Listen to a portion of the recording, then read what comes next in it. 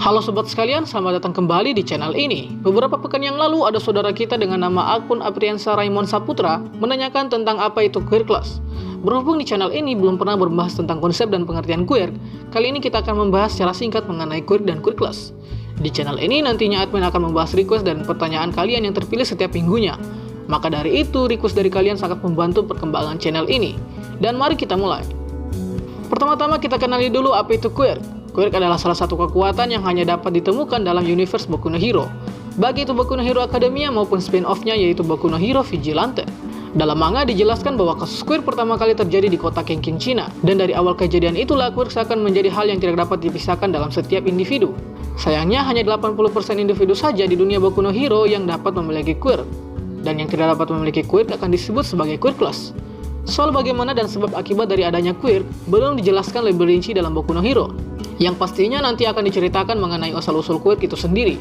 Soal queer class nanti kita akan bahas di pertengahan video. Fenomena queer awalnya dianggap sebagai keanehan.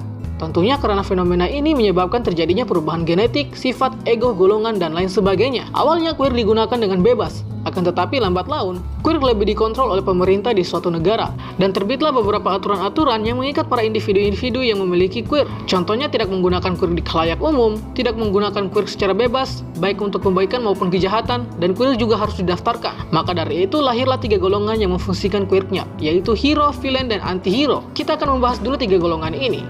Hero adalah individu atau kelompok yang menggunakan queernya untuk tujuan kebaikan dan melawan kejahatan. Akan tetapi hero dibagi menjadi 2, yaitu pro hero dan vigilante. Kita tahu bahwa pro hero sudah jelas tugasnya sebagai pahlawan resmi yang diakui oleh negara. Sedangkan vigilante adalah pahlawan ilegal yang tidak terdaftar sebagai pro hero. Akan tetapi dari dia sendiri memiliki rasa kepahlawanan dalam dirinya. Sehingga kadangkala hero vigilante adalah pahlawan yang membantu para pro hero resmi dalam setiap aksinya. Akan tetapi hero vigilante tidak mendapatkan kompensasi ataupun diakui oleh negara. Kadang juga vigilante sering dianggap sebagai melanggar hukum. Karena yang telah disebutkan tadi, bahwa queer telah diatur oleh peraturan hukum dan tentunya tidak sembarangan memakai queernya di khalayak umum. Sehingga kadang hero vigilante memilih melakukan tindakan pahlawannya di balik layar, agar tidak ketahuan penegak hukum. Kasus umum yang ditemui pada seorang vigilante adalah queernya yang tidak dapat memungkinkan untuk pertarungan, atau bahkan dia adalah seorang queer class yang memiliki jiwa kepahlawanan. Contohnya seperti The Crawler, Popstep, dan Knuckle Duster. Kemudian, villain adalah golongan yang menggunakan queernya untuk tujuan kejahatan dan untuk tujuan tertentu, baik itu balas dendam, mencuri, dan tindakan kriminal lainnya. Tentunya hal ini dalam hukum adalah suatu tindakan pelanggaran, maka dari itu tidak sedikit oknum-oknum villain yang dibasmi oleh pahlawan dan polisi. Lalu kemudian dipenjara di suatu tempat yang diketahui saat ini adalah penjara Tartarus, yaitu penjara khusus kriminal berqueer. Dan anti-hero adalah golongan yang melakukan kebaikan dengan caranya sendiri. Anti-hero juga kadang dikaitkan dengan vigilante. Kalian bisa temukan fakta-fakta ini pada manga spin-off Boku no Hero Vigilante. Sehingga anti-hero ini bisa saja termasuk dalam tindakan pelanggaran hukum. Dan tidak sedikit pula anti-hero yang melakukan aksi kejahatan demi suatu kebaikan. Seperti contohnya Stain. Kembali ke pembahasan tentang queer, ternyata queer terbagi lagi ke dalam beberapa subjenis, yaitu emitter, transformer, mutant, dan queer class. Emitter adalah jenis queer yang memiliki ciri khas kemampuan untuk melepaskan sesuatu atau merubah suatu material menjadi bentuk lain. Jenis queer ini difungsikan dengan kesadaran dan konsentrasi tinggi, sehingga pengaplikasian queer dapat efektif. Contoh queer emitter adalah Explosion milik Bakugo dan Eraser milik Aizawa, serta masih banyak lagi. Kemudian ada golongan transformer. Transformer adalah jenis queer yang merubah penggunanya menjadi suatu bentuk tertentu, akan tetapi hanya bertahan beberapa waktu sesuai dengan kemampuannya.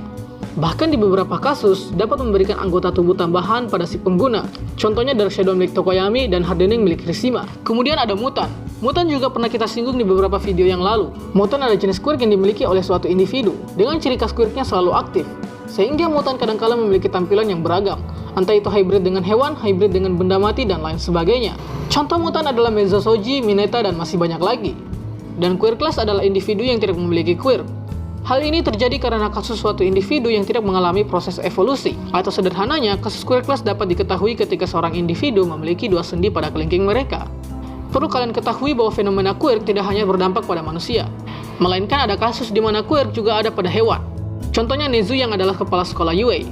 Itulah pembahasan kita kali ini. Sangga apabila ada yang kurang, request juga di kolom komentar untuk pembahasan selanjutnya, dan akhir kata see you next time.